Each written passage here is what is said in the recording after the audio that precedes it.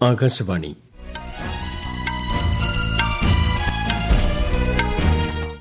നമസ്കാരം. വാർത്തകൾ വായിക്കുന്നത് തുളസീദാസ് പരമേശ്വരൻ.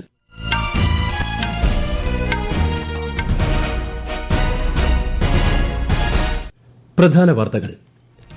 രാജ്യത്തിന് പ്രഥമ പരിഗണന നൽകിയുള്ള വികസനമാണ് കേന്ദ്ര സർക്കാർ നടപ്പാക്കുന്നതെന്ന് പ്രധാനമന്ത്രി നരേന്ദ്രമോദി. രാഷ്ട്രപതിയുടെ അഭിസംബോധനയിന്മേലുള്ള നന്ദിപ്രമേയം പാസാക്കി രാജ്യസഭ ഇന്നത്തേക്ക് പിരിഞ്ഞു.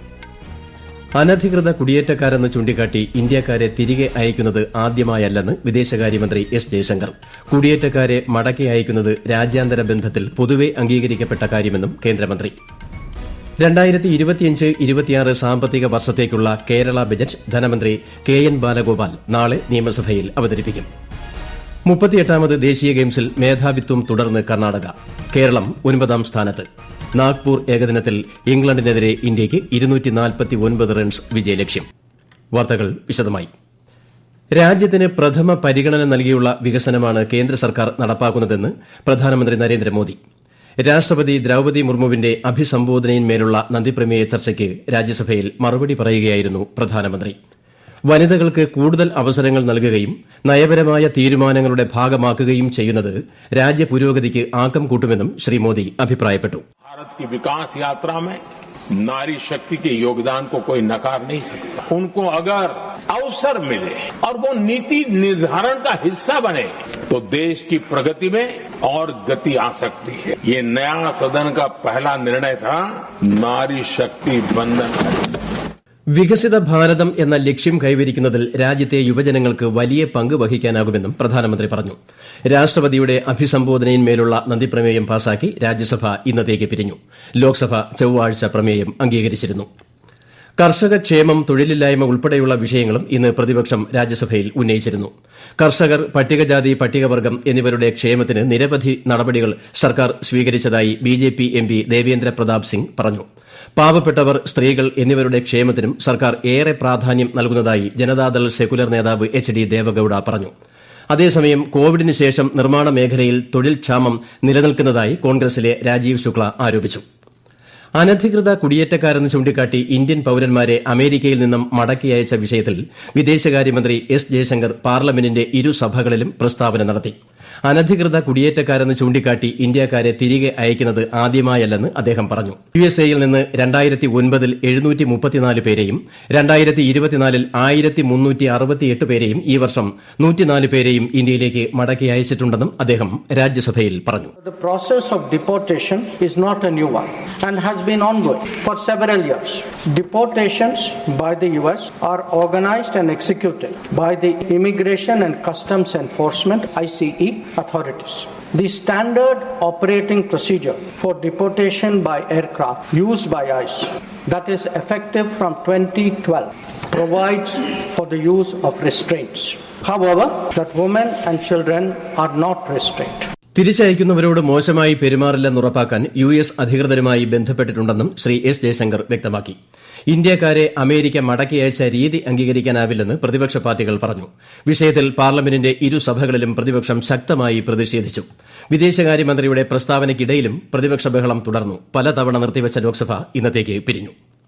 വിദേശ രാജ്യങ്ങളിലെ ഇന്ത്യൻ വിദ്യാർത്ഥികളുടെ സുരക്ഷയ്ക്കും ക്ഷേമത്തിനും സർക്കാർ പ്രഥമ പരിഗണന നൽകുന്നതായി വിദേശകാര്യമന്ത്രി എസ് ജയശങ്കർ. പ്രശ്നബാധിത മേഖലകളിൽ നിന്നും തിരികെ എത്തുന്ന വിദ്യാർത്ഥികൾക്കായി സർക്കാർ നിരവധി നടപടികൾ സ്വീകരിച്ചതായും കേന്ദ്രമന്ത്രി രാജ്യസഭയിൽ പറഞ്ഞു. സൈബർ കുറ്റകൃത്യങ്ങൾ നിയന്ത്രിക്കുന്നതിന് നിരവധി നടപടികൾ സ്വീകരിച്ചതായി കേന്ദ്ര സർക്കാർ. മൊബൈൽ ആപ്പുകൾ വഴിയുള്ള സാമ്പത്തിക കുറ്റകൃത്യങ്ങൾ തടയുന്നതിന് നടപടികൾ സ്വീകരിച്ചതായും ഇന്റർനെറ്റ്, മൊബൈൽ ബാങ്കിംഗ്, കാർഡുകൾ വഴിയുള്ള പണമിടപാടുകളിലെ സുരക്ഷ വർദ്ധിപ്പിക്കാൻ ബാങ്കുകൾക്ക് നിർദ്ദേശം നൽകിയതായും കേന്ദ്ര ധനകാര്യ സഹമന്ത്രി പങ്കജ് ചൌധരി രാജ്യസഭയെ രേഖാമൂലം അറിയിച്ചു. സൂക്ഷ്മ, ചെറുകിട, ഇടത്തരം മേഖലയിൽ 25 കോടി പേർ തൊഴിൽ ചെയ്യുന്നതായി കേന്ദ്ര സർക്കാർ. 7 കോടിയിലേറെ പേർ നിർമ്മാണ മേഖലയിൽ ജോലി ചെയ്യുന്നതായും 17 കോടി പേർ സേവന മേഖലയിൽ തൊഴിൽ ചെയ്യുന്നതായും ലോക്സഭയിൽ രേഖാമൂലം നൽകിയ മറുപടിയിൽ കേന്ദ്ര സഹമന്ത്രി ശോഭാ കരന്ദലാജെ പറഞ്ഞു. 2025-26 സാമ്പത്തിക വർഷത്തേക്കുള്ള കേരള ബജറ്റ് ധനമന്ത്രി കെ എൻ ബാലഗോപാൽ നാളെ രാവിലെ 9 മണിക്ക് നിയമസഭയിൽ അവതരിപ്പിക്കും. 2024-25 വർഷത്തെ ഇടക്കാല സാമ്പത്തിക അവലോകന റിപ്പോർട്ടും സംസ്ഥാന ധനമന്ത്രി നാളെ സഭയുടെ മേശപ്പുറത്ത് വയ്ക്കും. ബജറ്റിന്മേലുള്ള ചർച്ച നിയമസഭയിൽ ഈ മാസം 10 മുതൽ 13 വരെ നടക്കും. പരീക്ഷാ സമ്മർദ്ദത്തെ അതിജീവിക്കുന്നതിനുള്ള മാർഗ്ഗങ്ങൾ പ്രധാനമന്ത്രി നരേന്ദ്രമോദി വിദ്യാർത്ഥികളുമായി പങ്കുവയ്ക്കുന്ന പരീക്ഷാ പേ ചർച്ച പരിപാടി ന്യൂഡൽഹിയിലെ ഭാരത് മണ്ഡപത്തിൽ ഈ മാസം 10-ന് നടക്കും.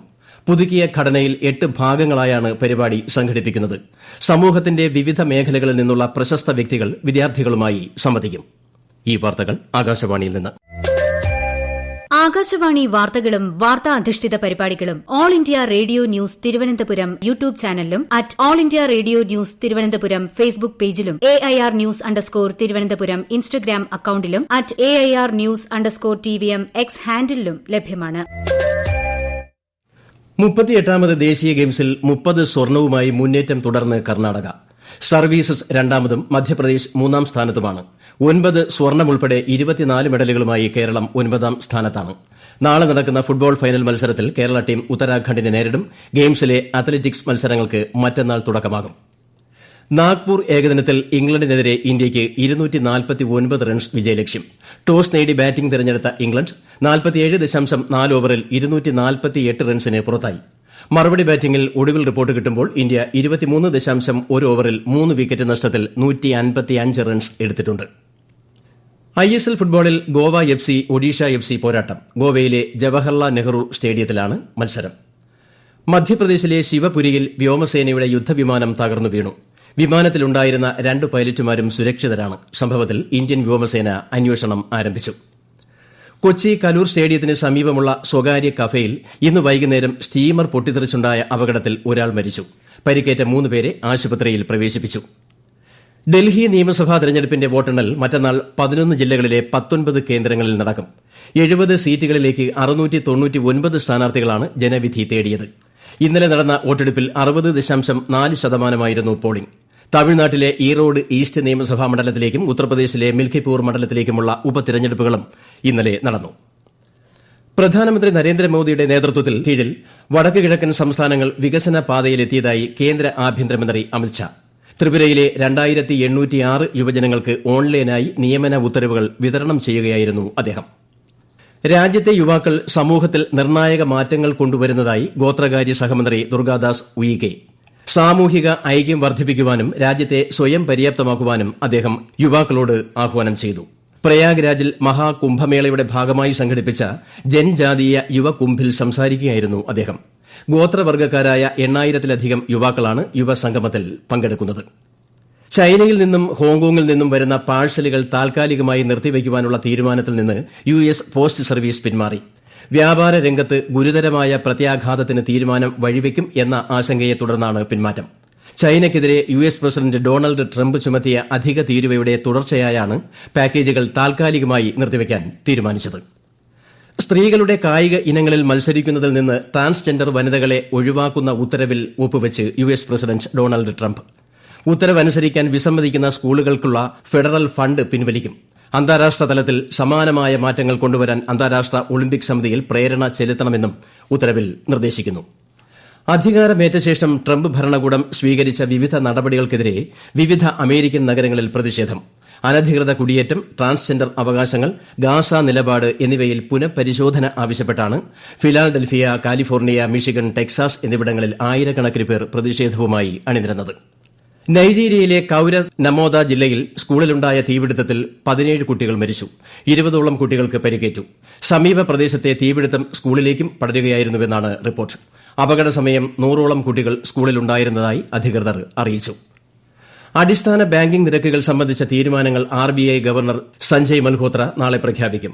റിസർവ് ബാങ്ക് ഓഫ് ഇന്ത്യയുടെ 3 ദിവസത്തെ പണനയ അവലോകന യോഗത്തിന് ശേഷമാണ് പ്രഖ്യാപനം. പ്രധാന വാർത്തകൾ വീണ്ടും. രാജ്യത്തിന് പ്രഥമ പരിഗണന നൽകിയുള്ള വികസനമാണ് കേന്ദ്ര സർക്കാർ നടപ്പാക്കുന്നതെന്ന് പ്രധാനമന്ത്രി നരേന്ദ്രമോദി. രാഷ്ട്രപതിയുടെ അഭിസംബോധനയിന്മേലുള്ള നന്ദിപ്രമേയം പാസാക്കി രാജ്യസഭ ഇന്നത്തേക്ക് പിരിഞ്ഞു. അനധികൃത കുടിയേറ്റക്കാരെന്ന് ചൂണ്ടിക്കാട്ടി ഇന്ത്യക്കാരെ തിരികെ അയക്കുന്നത് ആദ്യമായല്ലെന്ന് വിദേശകാര്യമന്ത്രി S. ജയശങ്കർ. കുടിയേറ്റക്കാരെ മടക്കി അയക്കുന്നത് രാജ്യാന്തര ബന്ധത്തിൽ പൊതുവെ അംഗീകരിക്കപ്പെട്ട കാര്യമെന്നും കേന്ദ്രമന്ത്രി.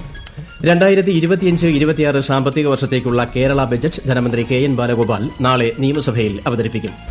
38ാമത് ദേശീയ ഗെയിംസിൽ മേധാവിത്വം തുടർന്ന് കർണാടക. കേരളം 9ാം സ്ഥാനത്ത്. നാഗ്പൂർ ഏകദിനത്തിൽ ഇംഗ്ലണ്ടിനെതിരെ ഇന്ത്യയ്ക്ക് 249 റൺസ് വിജയലക്ഷ്യം. വാർത്തകൾ കഴിഞ്ഞു. അടുത്ത വാർത്താ പ്രക്ഷേപണം 8:35.